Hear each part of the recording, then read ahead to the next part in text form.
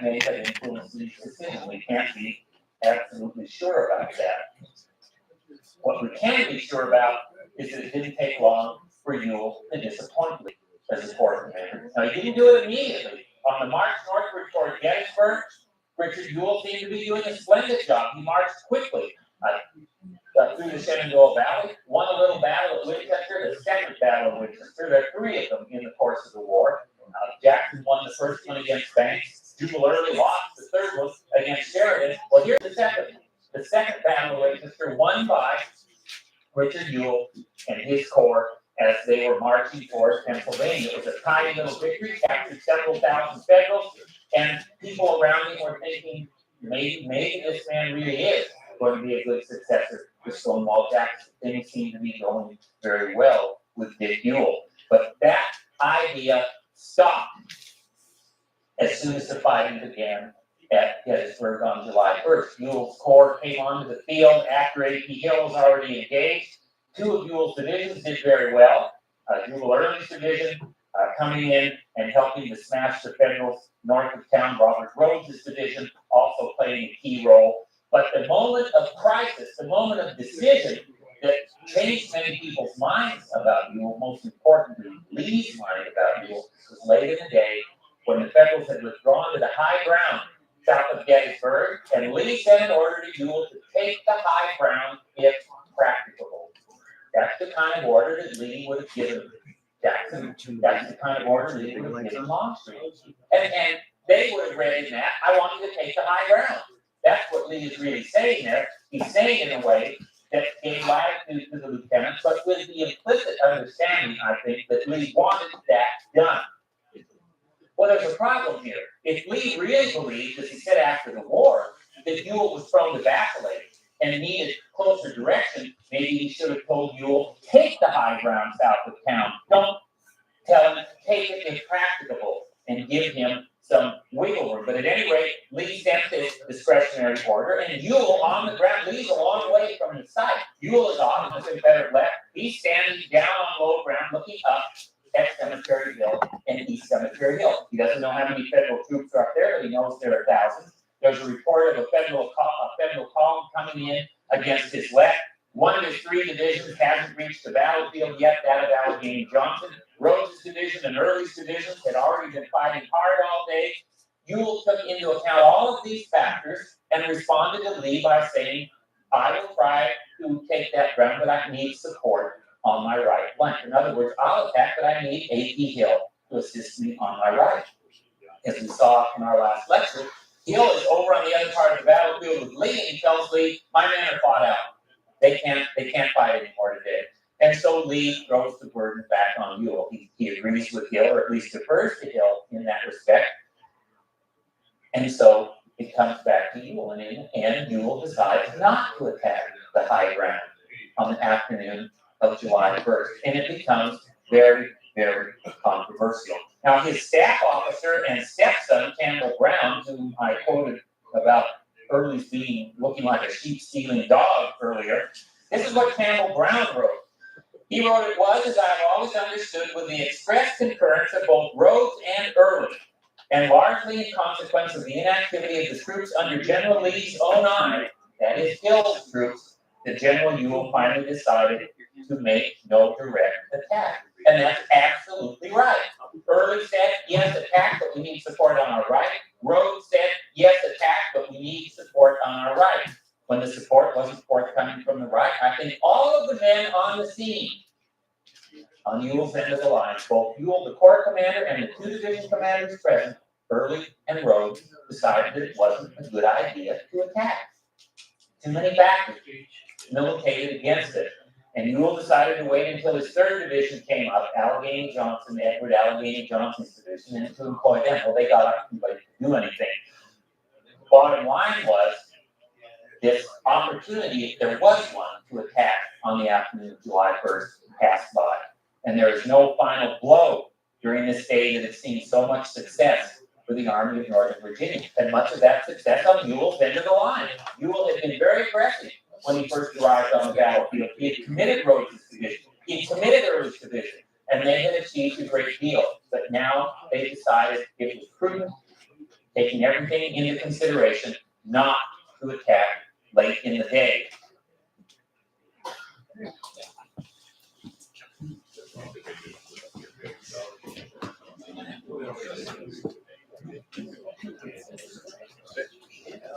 Good evening and welcome to the December meeting of the Scottsdale Civil War Roundtable. I'm Mark Stoller, the president of the organization. Thanks for coming.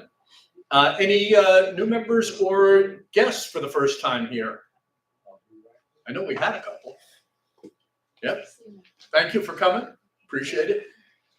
And my thanks to all of our renewing members. A couple of things before we get into our speaker program.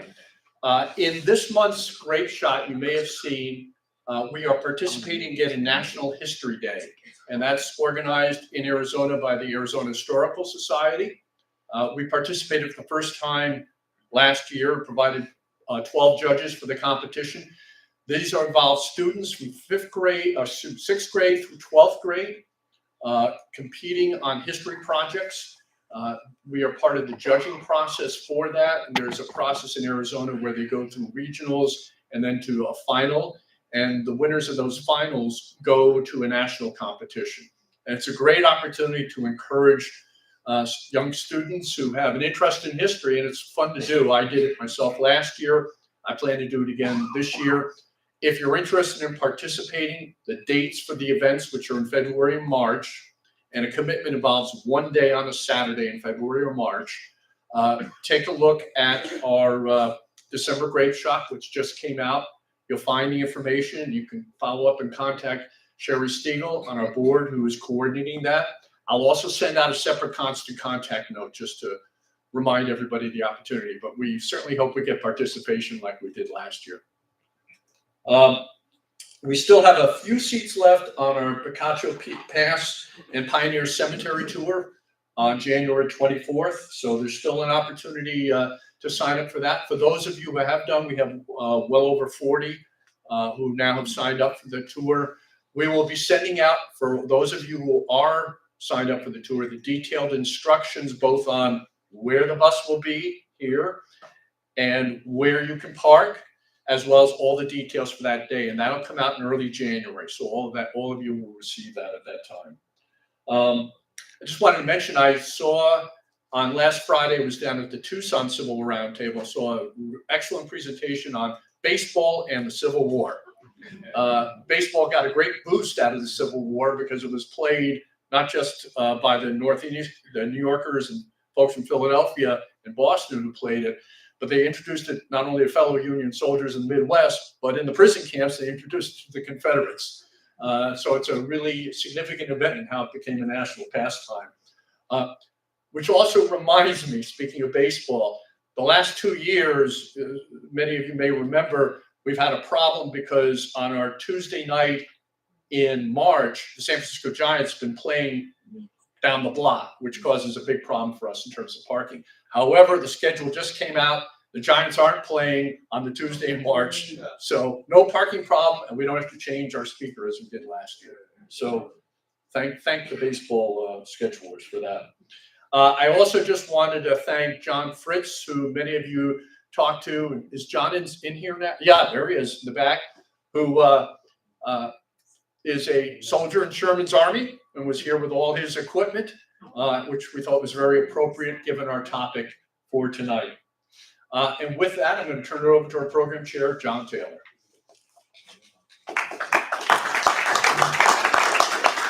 Good evening, everybody. A couple of quick announcements. We have next month, January 20th is our program date. And then the discussion group, which occurs at the Wildflower on Indian Bend and Scottsdale, will be on January 29th. We are not having a discussion group meeting this month. If you were there for the discussion group meeting last month, we had a great one. Bruce led the discussion, and it was a lively one at that, on the constitutionality of secession, both the southern state secession as well as some discussion of the secession if you will, of West Virginia. So that was a good one. I can't remember what Bruce has in store for January, but it's going to be good no matter what. Anyway, with that out of the way, I'm pleased to introduce tonight's guest.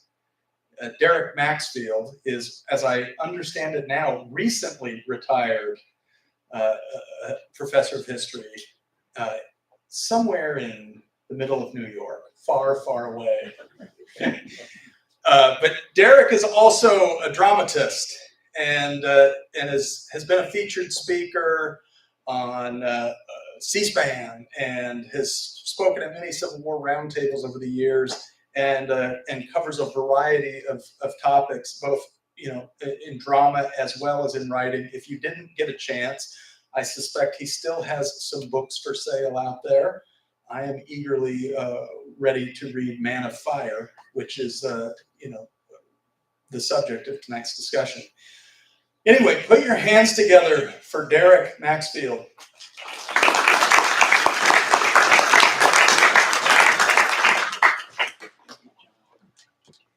Thank you very much. Appreciate that. Well, hello there. It is very nice to be here in warm Arizona. I can tell you it is great relief to me because it was 6 degrees when I got up the morning that we got on the plane, and Chicago wasn't much better. So thank you for the invite. I'm delighted to be here. Let me just say a few words before I get started about why I'm interested in Billy Sherman. So William Tecumseh Sherman became an interest of mine 30 years ago, and I have been stuck on this guy ever since, good and for bad. And I will tell you, over the years, Sherman and I have had what you might call a love-hate relationship. I think that it's a mistaken impression that if you write a biography of somebody, that you must love them or really, really admire them, And I wouldn't say that that's really true of my relationship with Sherman. It's much more complicated than that.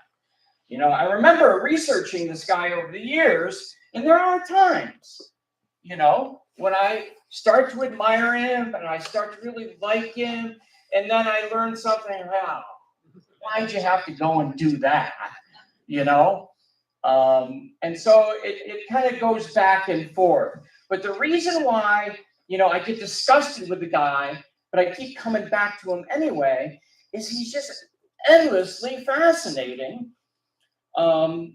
regardless of what period in his life that you're studying. It's like a train wreck. I can't look away from the guy, and I've just been stuck on him ever since, It's not like there aren't other generals or other Civil War figures that don't, interest me. It's just that this guy is so complicated and surprising and contradictory, and he's got such an interesting personality that I just keep coming back. And every time there's a new book on the guy, sure enough, I'm first in line to get it, One of the things I think might surprise you about Sherman, maybe let's start with this. How many of you really know William Tecumseh Sherman? Let's say, raise your hand if you know Sherman well enough that you could just say a couple words about his significance to one other person. Okay. Is there anybody here that can say that they love William Tecumseh Sherman? That maybe he's their favorite general? Okay. Is there anybody here that loathes him, just can't stand Sherman? Okay. Are you from Georgia, sir? No, close enough. Close enough. Okay. Listen, Mark, would you escort me to my car later and keep an eye out on this guy here? My grandfather fought for the 4th Arkansas Infantry Company I, so I despise the man. Okay, we'll keep an eye on her too. We always do. William Tecumseh Sherman is probably the most intellectual general on either side. And you wouldn't know it, I think, if you only studied Sherman in the war. I think that you have to take him over the course of his life to get an understanding. Here's a guy that spouted Shakespeare frequently. He could hold a conversation about just about any subject in history intelligently.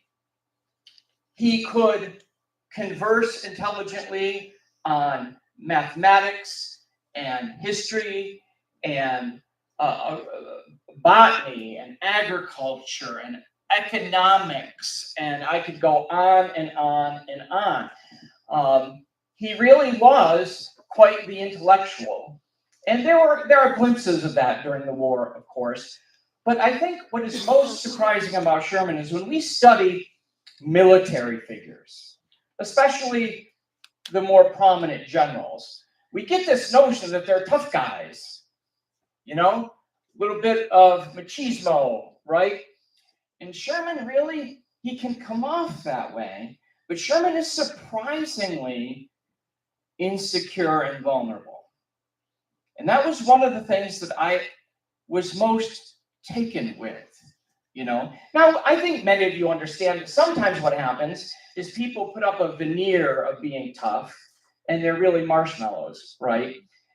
I would never call Sherman a marshmallow, but here's a guy that I came to understand was much more insecure than you would ever think. And he spent his entire life in search of who he was. He had this lifelong identity crisis that is really quite surprising, because you would think by April 1865, when he was the #2 hero of the Republic, on the heels of the Atlanta campaign and his famous March to the Sea, where they were singing songs about him all over the North, you would think he'd be secure in who he was, right? Second only to Ulysses S. Grant. And yet, even there at the end of the war, he had an identity crisis. And worse, during his years after the war, it was one crisis after another in his personal life.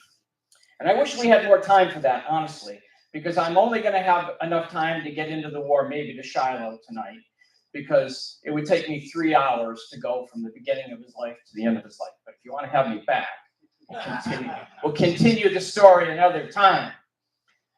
Now, let's start with his identity crisis. Started pretty early in life. So William Tecumseh Sherman was just 9 years old, living on the frontier, when his father suddenly passed away. Now, Charles Sherman was an Ohio Supreme Court judge. He had been born in Connecticut and came out to the frontier because there were jobs for lawyers on the frontier. Make no mistake, Ohio was the frontier in those days, And he settled in Lancaster, Ohio, as a lawyer, and rose through the ranks quickly to become a Supreme Court judge in Ohio. But even those at the top of the rungs of the judicial ladder had to ride circuit in those days. Back in those days, lawyers and judges would go on these 3 to 4 month circuits where they would ride kind of together from one court to another, and then 6 months later they'd do it all over again, And it was kind of a rough life, And so what happened one day is Charles Sherman said goodbye to his wife Mary, and his kids kind of waved to him as they were playing, They all kind of understood the rhythm of this, right? And so they weren't too concerned about it. And off he went, never to return home alive. He was more than 100 miles away when he was taken ill with typhoid fever. Now, they didn't know that was the diagnosis at the time, right? But this is a big killer in the 19th century. There's no cure for typhoid fever in the 19th century, and it often killed people very rapidly. And this is what happened. He took ill. They knew it was serious. They put a call out to Mary to come to his deathbed, and she didn't make it. As a matter of fact, she didn't even get within 50 miles of his deathbed before he passed away, and she turned around and went back to Lancaster. So the children said goodbye to their father, and he never comes home again. Now, another complicating factor and another reason why an identity crisis might ensue here is because in those days, when a person died, there was no embalming. Bodies were put in the ground while they were still warm, quite literally. At this time, they would put a body in the ground before 24 hours passed, sometimes before 12 hours passed. And that was because they were concerned about the contagion. They were concerned about the miasmas they said emanated from a decaying body. And so they found out later that they were burying people alive, sadly.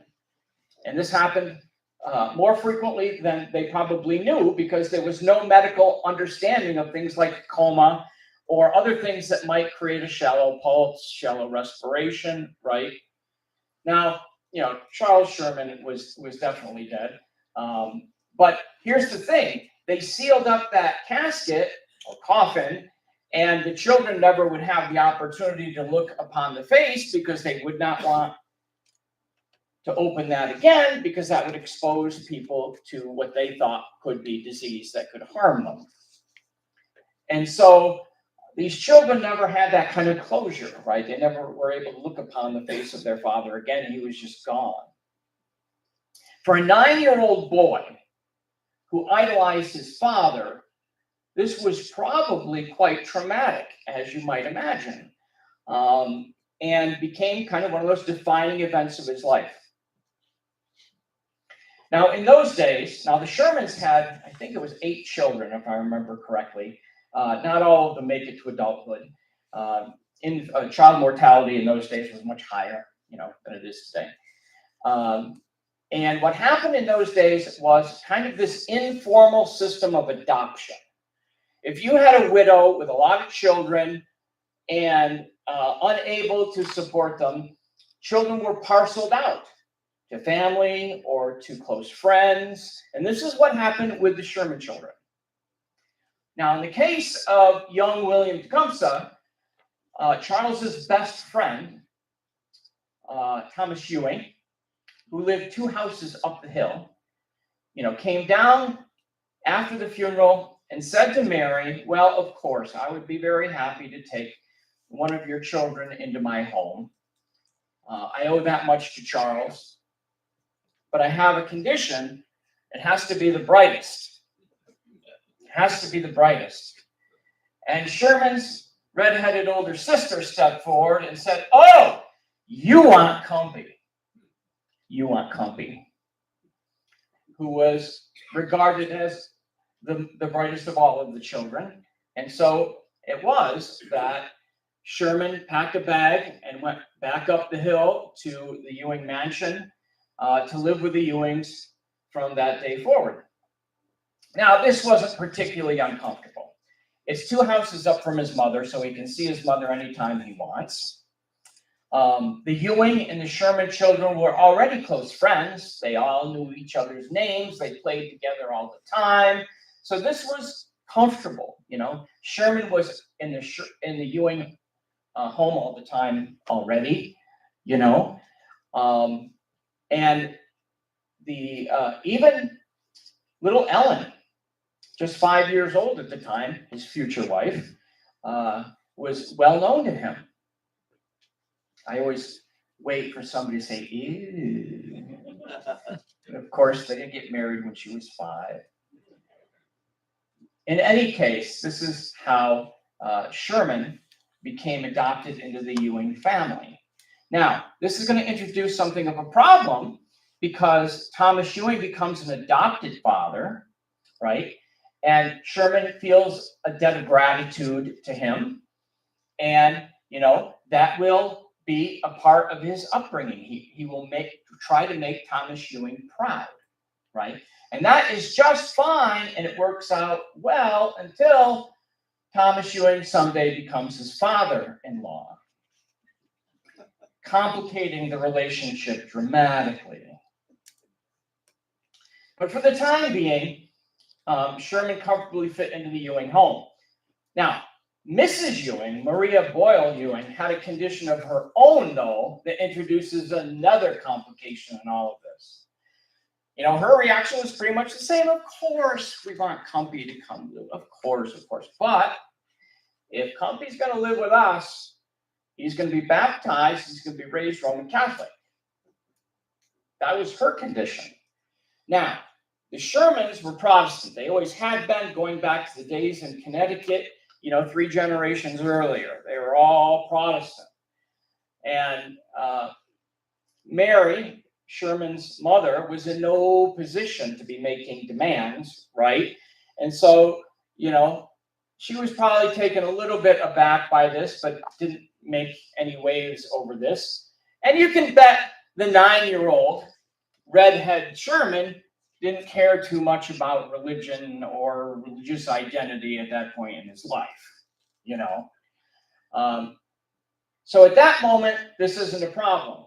But increasingly, over the course of Sherman's life, especially after he marries Ellen, religion becomes a major thorn in Sherman's side, and it becomes one of the major problems in their marriage.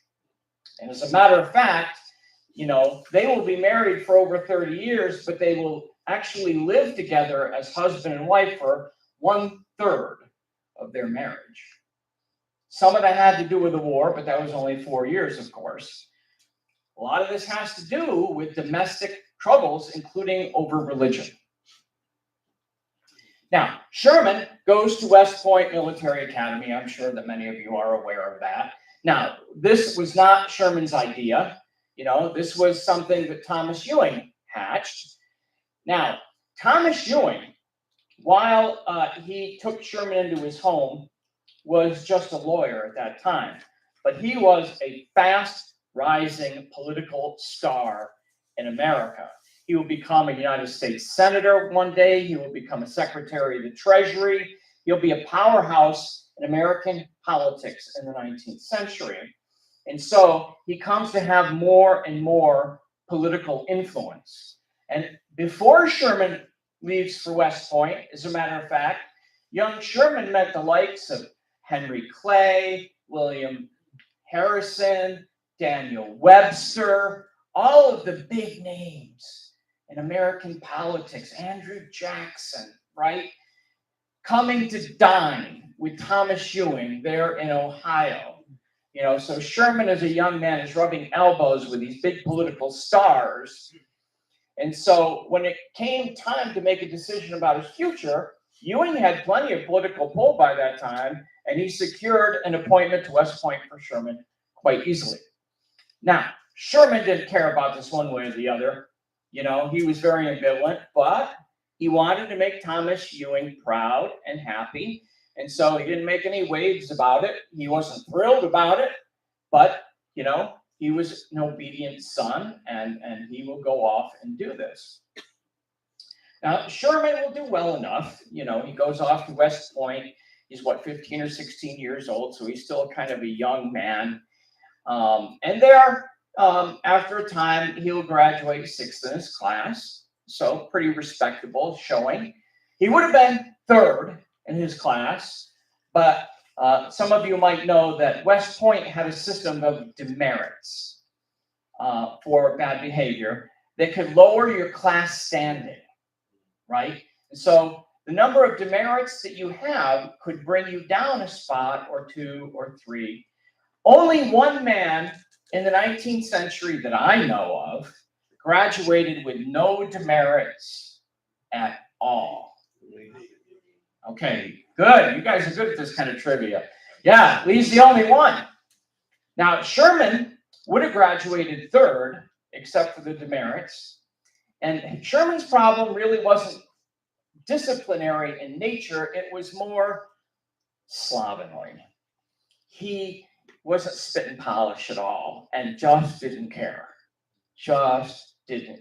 You could give him as many demerits as you want, and it's not going to change the way that he feels about the way he dresses. And of course, the military academies, I'm sure you know, they pride themselves on that spit and polish kind of thing. And they couldn't make him care. Honestly, they just couldn't make him care. And the big problem generally was a big grease stain on his thigh right here on all his uniforms. And that was because the one thing Sherman was known for at West Point was being the best hash maker in the place.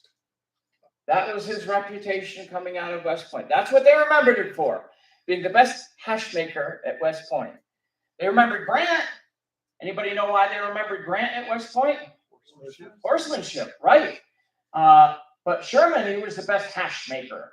And the story is that they would have these late night illegal feasts in their dormitories. Now, in their dormitories, they had small fireplaces, but they weren't supposed to cook over them, right? And especially after hours, right? But they would anyway. And somebody would steal a potato and put it under their vest, and somebody would stick some butter, in their vest from the chow, and they would smuggle it out. And they did this because the food at West Point at the time was just terrible, terrible. No spices at all. Everything was boiled and bland. It was terrible. And so they'd bring Sherman these things, and whatever they brought him, he would use to make up a nice hash and share it with whoever was there at the time. And this is what he became famous for, and thus the grease stain. His friends at West Point are kind of interesting when you look at the roster of his closest friends, because we're talking about people like PGT Beauregard, perhaps the most incompetent general on either side, Braxton Bragg. Anybody want to argue with me on that, by the way? It's funny, nobody ever wants to argue with me about Braxton Bragg. Okay, all right. Pete Longstreet was another one.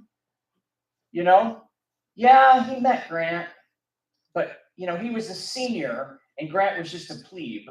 And so they weren't really friends at West Point. They were acquaintances, I guess you would say.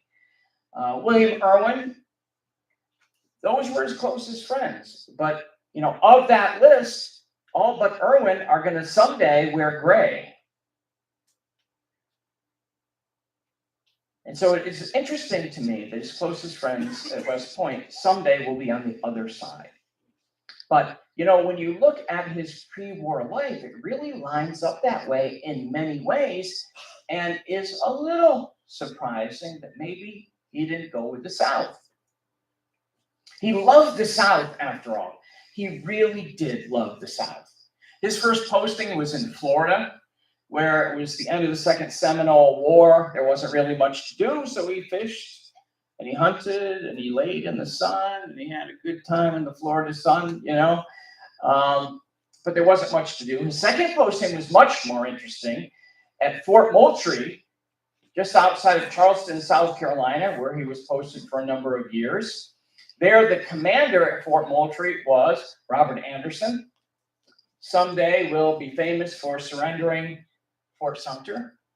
Sherman and Anderson became very close friends. Sherman was a constant dinner companion of the Andersons. They bonded over art. Interestingly, apparently Robert Anderson had a valuable and varied art collection. And Sherman really admired that, because Sherman was an artist. His best subject at West Point was drawing, and he was very famous watercolorist. And apparently there still are some of those Sherman watercolors out there. So if you ever see one on A Day or something, the first phone call that you need to make is to me. They have one at West Point on display, apparently. Sherman, though, loved the high life in Charleston. He learned really to love the cotillions and the ladies and the social life of Charleston, which he became very familiar with. Charleston, of course, will become the cradle of secession, right? And he will make no bones about the fact for the rest of his life that one of his favorite cities in the United States will always be Charleston. He never tried to hide that. And so there is some surprise in the fact that, he did go north when the issue swung to war. Now, he has really kind of a varied life pre-war. One of the things that complicated his life some is a rising romance with Ellen. So Ellen and Sherman began as pen pals while he was away at West Point. And by the time he graduated, this correspondence starts to become a little racy, even. I remember reading one of these letters and even going, and the thing is if you don't know anything about the Victorians, Victorian culture is just fascinating. One of my favorite things to study. And the Victorians used euphemisms for things that they thought it was improper to talk about, right? So they were the ones that created all the euphemisms that we still use about death, for example. Rest in peace and these kind of things. It was the Victorians' idea to put a pillow under the head of the dearly departed, because it doesn't make any difference to the dead, right? The pillow is there for us, isn't it? That was their idea. Well, sex was not one of those things you ever spoke about openly in Victorian America. Behind closed doors, they were kinky as hell. But out in public, you never should be discussing such things. It just wasn't proper, right? And so they would create all these euphemisms to say the things that they wanted to say without actually saying it, And so in this one letter, Sherman was saying to Ellen, who, by the way, at that time was, in her late teens, that, what he really wanted to do was to mount a fast horse and charge over the hills, bumping along, and it's interesting reading. It really is. In any case, it did present something of a problem for the Ewings, right? Because now they have to decide whether that they will bless this union.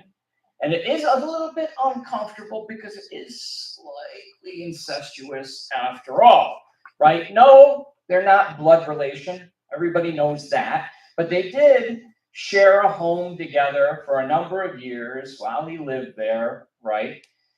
And the Ewings, though, readily gave way and accepted this. And I'll tell you the chief reason. Ellen was a daddy's girl all the way. And whatever Ellen wanted, Daddy would give her. So if he wanted William Tecumseh Sherman, Daddy's not going to stand in the way of that. The problem with Ellen being such a daddy's girl is that this continued into their marriage to the point where oftentimes Sherman felt like if Ellen ever had to choose, he would lose.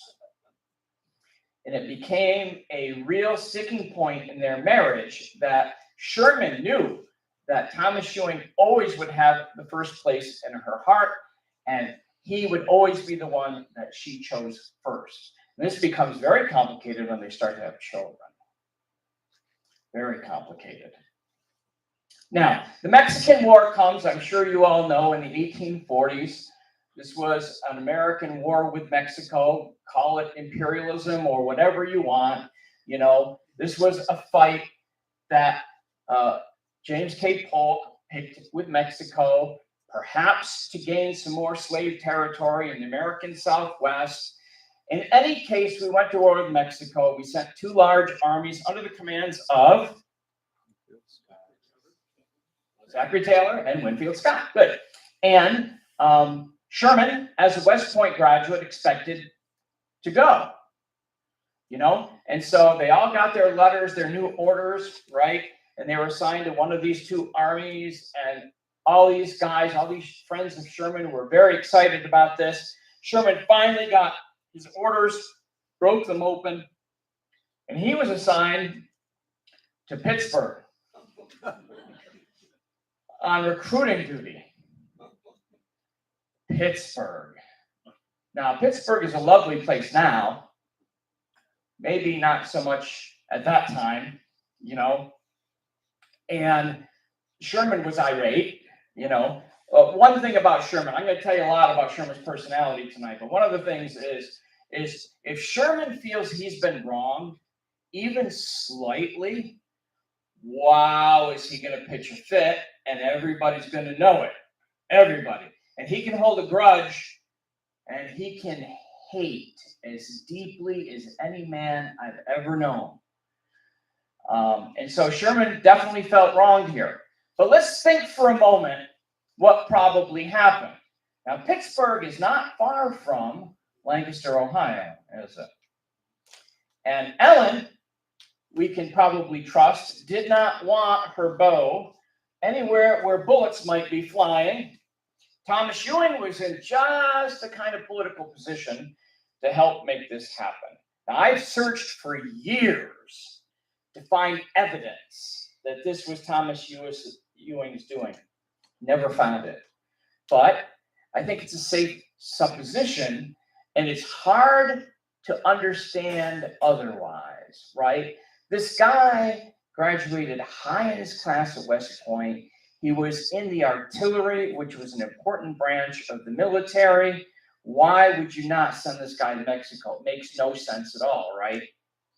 Pittsburgh. Well, Sherman did not take this lying down, and the fit that he threw was heard loudly in Washington, even while he was sitting in Pittsburgh. And so what ultimately happens is they rethink things and they send him new orders, if for no other reason to shut him up. Because, wires are hot with messages from Sherman every day complaining about this, Well, eventually his new orders were posting him to California. Now, this isn't Mexico, of course, but it gets him a lot closer. And it probably still is that Ewing didn't want to send him where the bullets were flying. Sherman's thinking, well, this is better than nothing, right? And some accident might still get me there. And after all, what is Sherman after but military glory? They all are, right? And so Sherman takes it. And on this voyage, he gets on a boat in New York, goes down the coast, down around the Cape of South America, and back up the other side, because at the time there was no Panama Canal, It took more than 8 months for him to get to California, and by the time he got to California, the Mexican War is pretty much done. On that voyage, though, he becomes very close friends with Henry Halleck, another important name from the Civil War, if quite overrated in my estimation. But here's a thing about this relationship. They become so close that Sherman admires Henry Halleck above most other military men going into the Civil War later.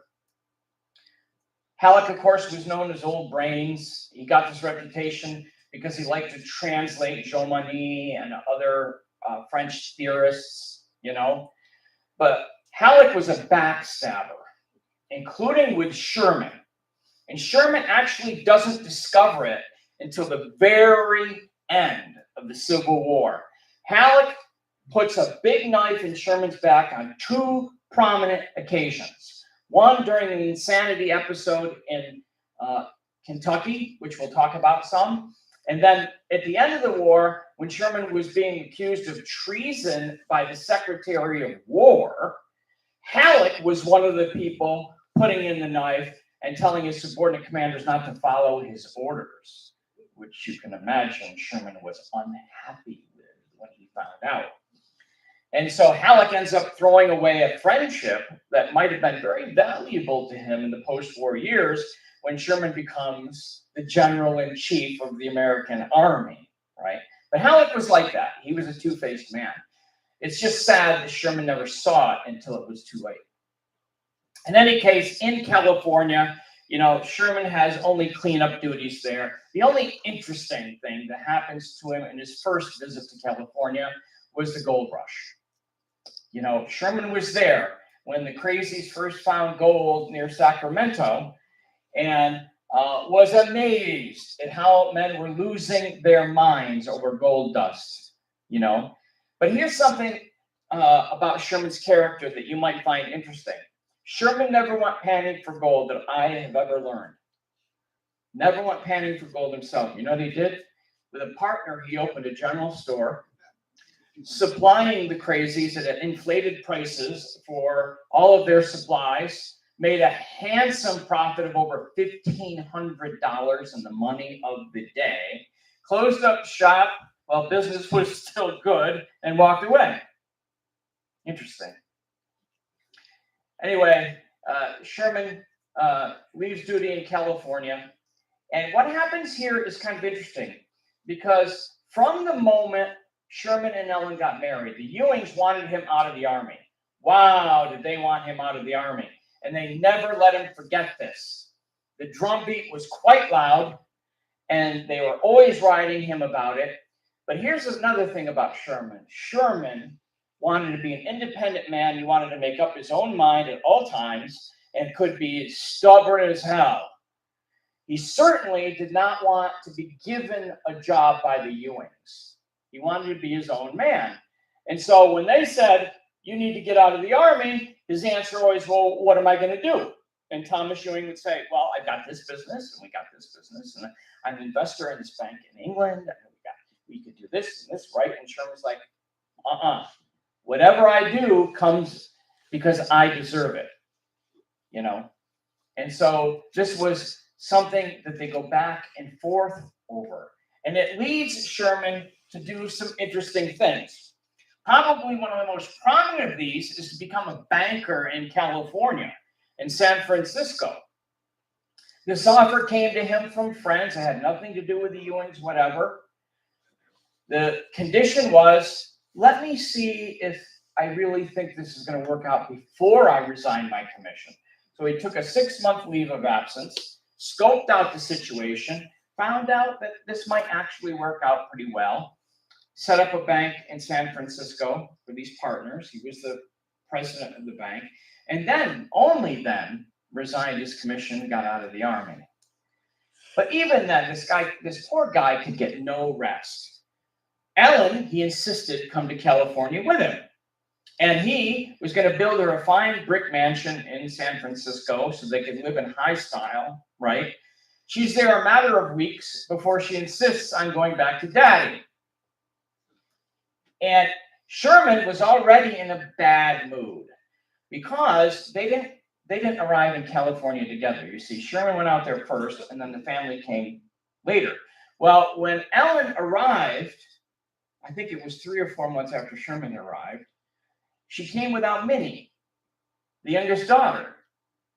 And Sherman's like, where's Minnie?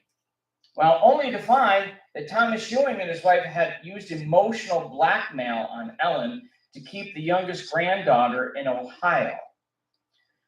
Sherman was furious over this. And then she was there in California a matter of weeks and began a drumbeat to go back to Ohio so she could be with her father. And she made his life hell. And so finally, to shut her up, you know, he sent her back, but he's like, the kids are staying here. You can go, but the rest of these kids are staying with me. I'll hire a governess, you know. But why hazard that dangerous travel when it's not necessary, you know? And so this is kind of an example of the complicated marriage and relationship that these two will have. The Ewings are always one of the problems. Religion is almost always the other one. Now, the Civil War, kind of cutting to the chase here, you know, we all understand the Civil War begins in 1861. At that time, Sherman had taken a job as the superintendent of a new military academy in Alexandria, Louisiana. He took this job in 1859. 1859. The dark clouds of war were already gathering in 1859, and here's Sherman taking the job as the superintendent of a military academy for boys in the Deep South. Now, clearly, what is he doing but training future Confederate soldiers here? Right? But Sherman was in denial. he thought that the war could still be avoided. And while he didn't really trust the politicians much, including his own brother, by this time his own brother, John, was up-and-coming politician, an Ohio congressman, soon to become an Ohio senator, a very close friend of Abraham Lincoln's. He was really in denial to the last minute that war would come.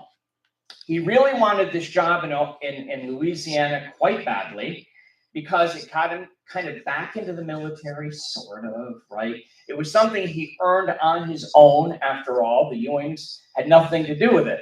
As a matter of fact, the job came because of the influence, really, of two men, Braxton Bragg and P.G.T. Beauregard, who were his chief recommenders for the job.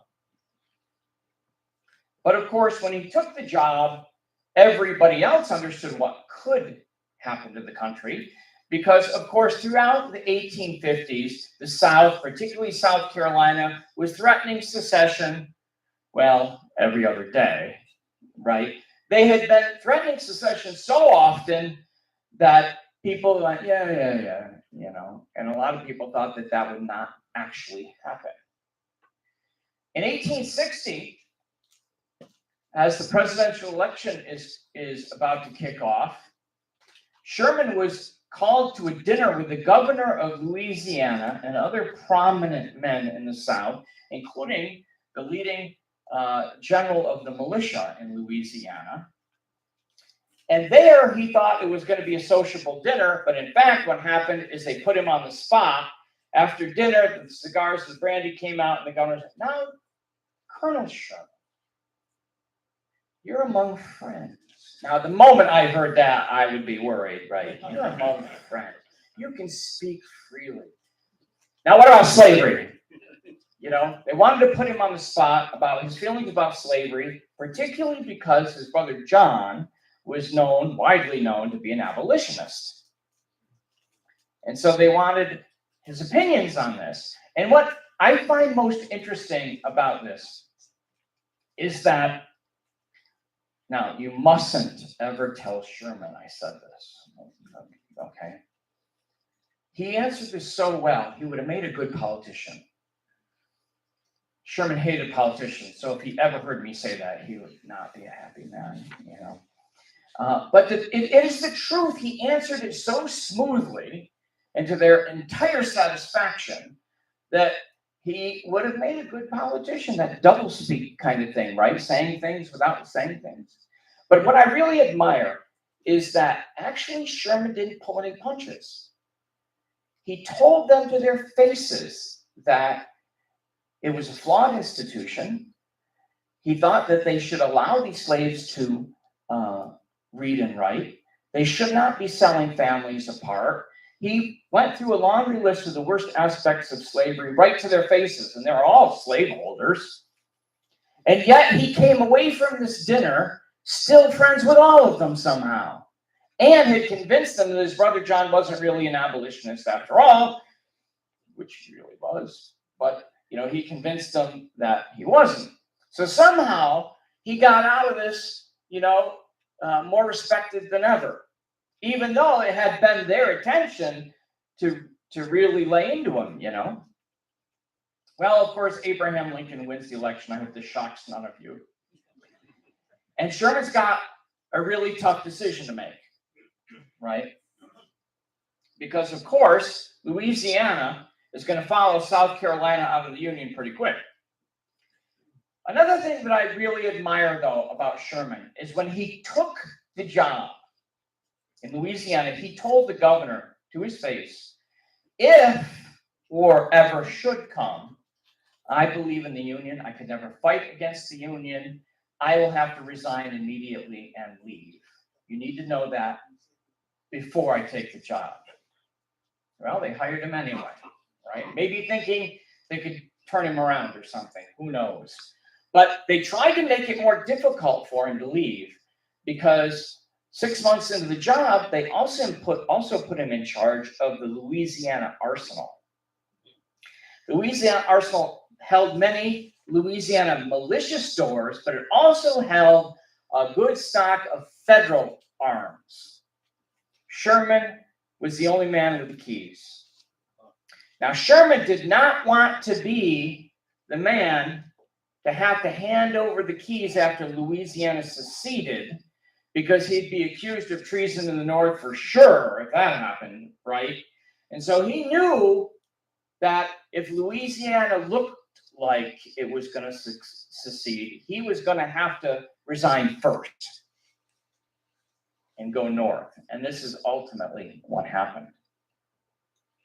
Now, Sherman was a very unhappy man at this eventuality. He was called to Washington almost immediately by his now senator brother, John. He arrives in Washington, and John meets him on the platform, and they get in the carriage, and they start racing up Pennsylvania Avenue, and Colonel Sherman says to his brother John, "Where are we going?" "We're going to the White House. There's somebody you need to meet." So their first stop was the White House. John took his brother straight into the president's office without knocking first or anything else, just barged straight into the president's office. He had that kind of access, you know. Lincoln was busy with something else, but John steps forward and says, "This is Colonel Sherman, my brother just up from the South. He might have some information for you." And Lincoln looks up and puts up his big paw, you know.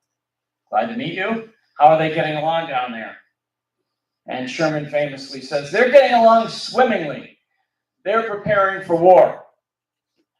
This was Sherman's attempt to measure the tall Louisiana lawyer, now president. And Lincoln looks back down to what he was doing and says, "Oh, well, we'll manage to keep house." Well, Sherman was so pissed off by this nonchalant answer, he spun on his heels, never said goodbye to the president, almost ran out of the White House. What a scene this must have been, huh? Imagine this. Sherman just about racing out of the White House, tailed by his brother John. "What happened? What's wrong? What's wrong? What's wrong?" They just offered him a general's star. And yet he's running out of the building, right? Well, Sherman didn't stop until they were out of the White House, then spun on his brother, almost lunging for his throat, and says, "You got things in a hell of a mess. You may get them out the best that you can. I'm leaving." And did. He was on the next train out of town. And nobody can understand what is going through his head, because it will not explain it. You know, first he goes to Lancaster, and they all crowd him and congratulate him because they thought he was a general now, only to be told, no, not only, was he not a general, he didn't agree to go back into the army. And they're like, "What?" John said. And he turns on them and he says, "Up until 10 minutes ago, all you wanted was me out of the army. Now you want me back in the army?" And he was so astounded that he got on another train the same day and went to St. Louis, where he had no business, no place to stay. He loved St. Louis. It was a lifelong love affair of him in St. Louis. And he took the job as the president of a streetcar company out in St. Louis. And the wires are hot with offers from the War Department, from John, from the White House, right? Offering him all kinds of commissions, a general's star, and all of this. They were going to make him a high aide on General Winfield Scott's staff, right? All these offers are pouring in. He says no to all of them. In Lancaster, they can't understand what's going on. John Sherman can't understand what's going on. And it really wasn't all that complicated. Sherman didn't want people throwing rose petals at his feet. He certainly did not want to get involved at this moment, because Washington was chaos at this moment. I don't think we can ever really understand the state of affairs in Washington before Sumter. It was a real mess. Open treason.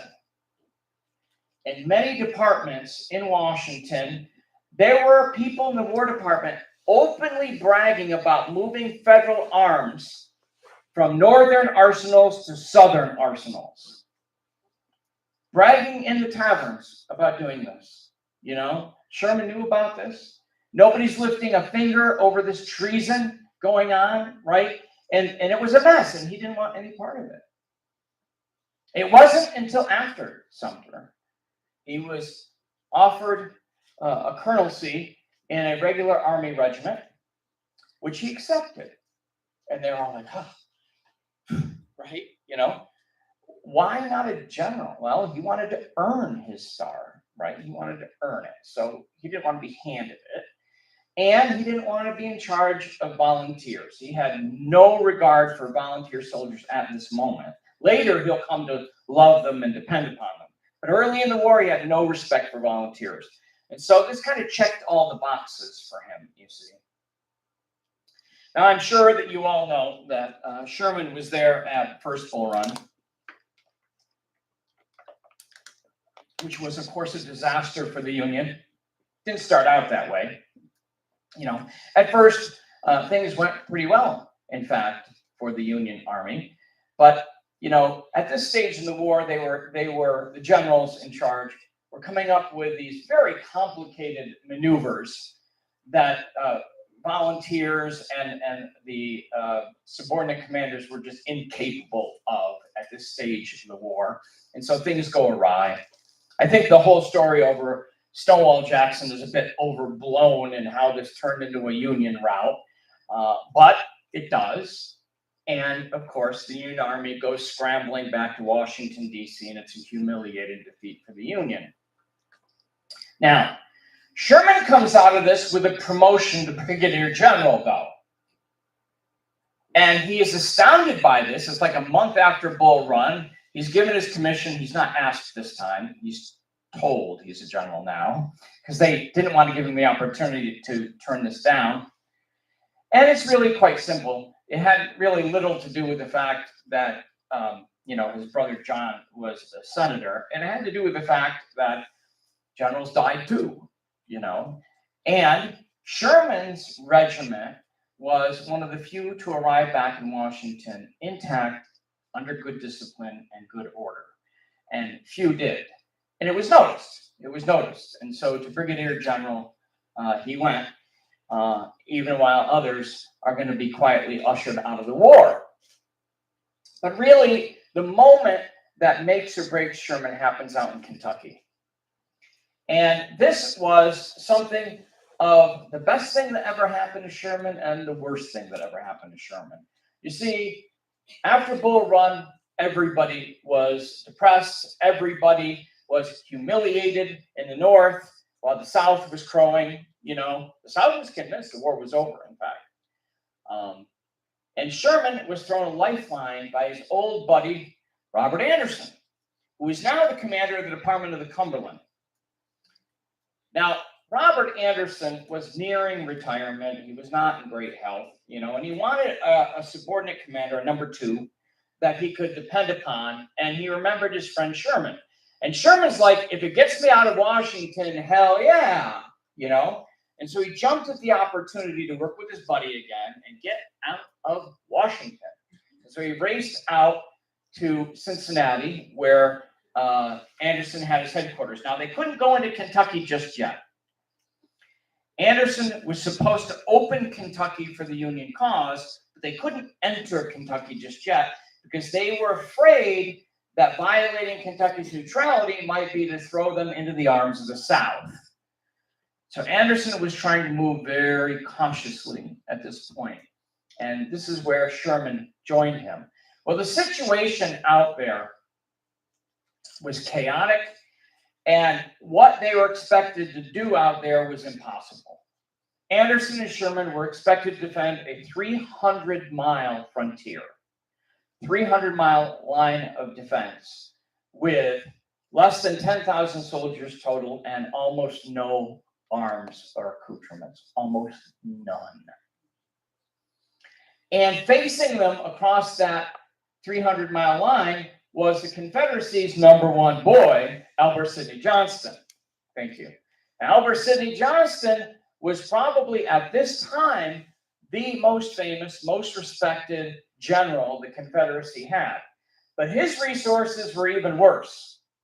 He had even less than Sherman and Anderson did, but he was a master of propaganda, as it turned out. So he started to put out all this propaganda that he had an army of 100,000 and they were going to march for the Ohio and all this, right? Well, honestly, Sherman and Anderson were stampeded. And Anderson's answer was to retire. That left Sherman holding the bag. This is what leads to the infamous insanity episode in Kentucky. Now, the short version of this is that Sherman has an interview with the Secretary of War, Simon Cameron. Sherman comes off as quite unhinged in that meeting, and he probably was, because he was told he had less than 30 minutes with the Secretary of War to say what he wanted to say. And Sherman had 2 hours of material, kind of like my talk tonight. I've got 3 hours of material, 1 hour to talk, And so he unloaded on the Secretary of War and predicted the number of soldiers it would take to put down the Mississippi Valley, the number of casualties that this would take, the amount of money this would cost. By the way, all of these numbers come out very low, ultimately, looking back on it from the end of the war. But at that time, he looked like a lunatic, predicting all of this, right? Well, he was put on leave, sent home to Ohio for his health, and the newspapers began to call him insane. Hometown newspapers in Ohio called him insane in the headlines. I would have hid under my bed and never come out again, probably, But Sherman, thankfully, was more resilient than that. Of course, the Ewings and his brother John were like the cavalry coming to the rescue to save him. And he does come out of it stronger than ever, ultimately. He rises like a phoenix, right? He bursts into ashes and rises again. That was the title I wanted for this book. Senator Speedy said no. Nobody's going to know what a phoenix is, Derek. Really? Really? Anyway, let me tell you what I think happened here. So Sherman smokes 20 to 30 cigars a day. He was an insomniac. He was under a terrible amount of stress, and he's told that he's got 30 minutes with the Secretary of War to make his case. Right? Now, Sherman, even when he's calm and not under any stress, is a monster. One reporter said, after being in the general's presence for 5 minutes, I felt like I needed to go to bed for the rest of the day. That's what he was like normally. Add in all these other things, and he does come off unhinged. He probably did look insane. But of course, he was not. He was not. And he proves that at Shiloh and Vicksburg, and he comes out to be the number 2 hero of the Republic ultimately. All right, well, I'm out of time. Sad to say, there is much more to this story, but maybe someday I'll come back and tell you the rest. I'd be happy to take any questions.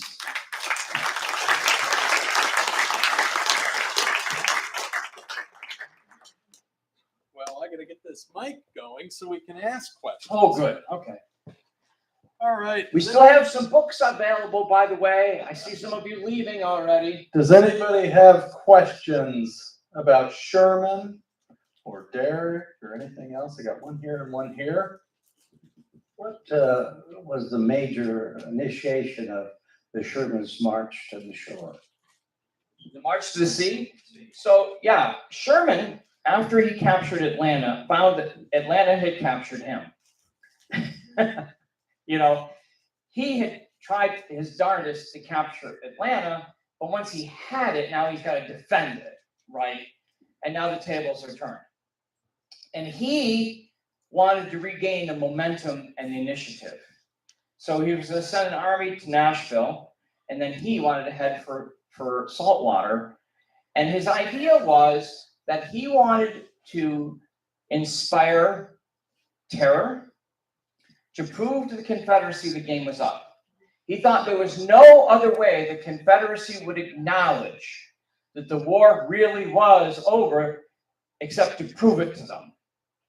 And I will tell you, the idea that he was an arsonist who spread terror, through the hook, that's really overblown. I know that some of you don't want to believe me about that, but really, when you look at the record, it was quite overblown. But he was his worst enemy because he wanted that story spread. He wanted that story out there because he knew the people would flee before him. They would place pressure on the Confederate government. All right, we got another question over here. Who ended up with John Sherman that he ended up becoming a senator? If William Tecumseh was with the Ewings, where did John Sherman go? So John went with some cousins to live in Ohio, and he got a really good education. He was a very bright man too. All the Shermans were very intelligent. He never went to West Point, but he got a good education. He becomes a lawyer, right? And he has political aspirations, and he had the right personality for it. He becomes a very successful senator.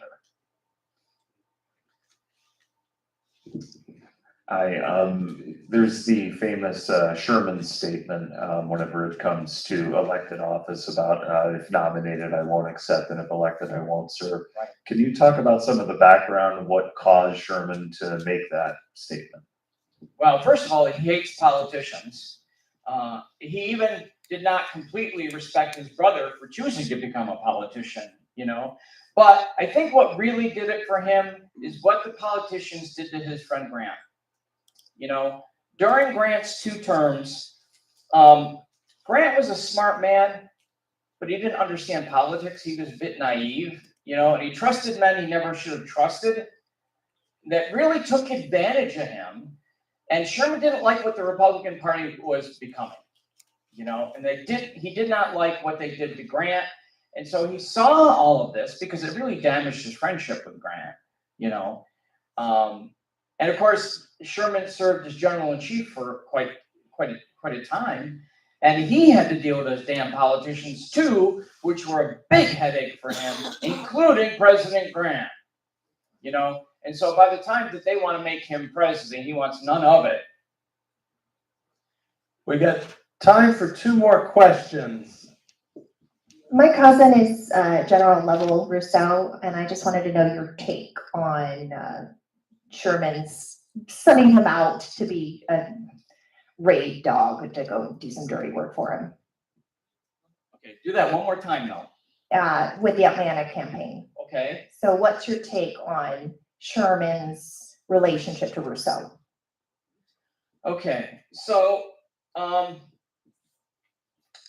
Sherman, like any other general, has people that do dirty work for him, right? And Sherman had complicated relationships with some of these men, including him.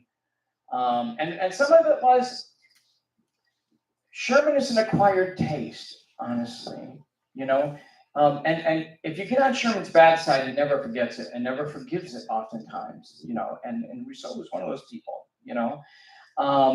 and so it probably has more to do with that than anything else. One last question by Tom. This one's coming from YouTube. John Marcelek's biography. How important, from your research, how important was this, or is this perspective to understanding Sherman to you? Marzelak? Yeah, Marcelek, I'm sorry. So Marzelak's biography has had a huge influence on me. It's still my favorite biography of Sherman of all of them, I disagree with his argument that, order above all is what Sherman wanted and needed. I disagree with that. I see where he's coming from, but I disagree with it. But Marzelek is really, even though his book is 40 years old now, it was the gold standard for the longest time, and I deeply respect his work. All right, everybody. We have only begun to scratch the surface of Tom. We're going to have you back. That was too good. Happy to. All right, everybody, put your hands together for Derek Maxfield, and we will see everybody in January. No discussion group this month. Everybody have a great holiday season. January 20th, we're back. Can I ask you about something? I'm not even sure it's factually accurate. Yeah. I think I've seen this, I'm not sure it's there. It seems to me that Cleveland, 3 times put up you push, helps push him out of that on the state. Second, time, where Sherman would, you know, when Sherman would be able to come up and pin him down and shut down the election. The third time I can't remember, so we were failing what, it seemed to me that the 3 times Cleveland came up to be sure, he handled it every time. Thanks for being here tonight. Always good to see you. Yeah. So, well, did you get any sympathy for Sherman after that lecture? I don't know that Claiborne in particular had as much as, let's be honest,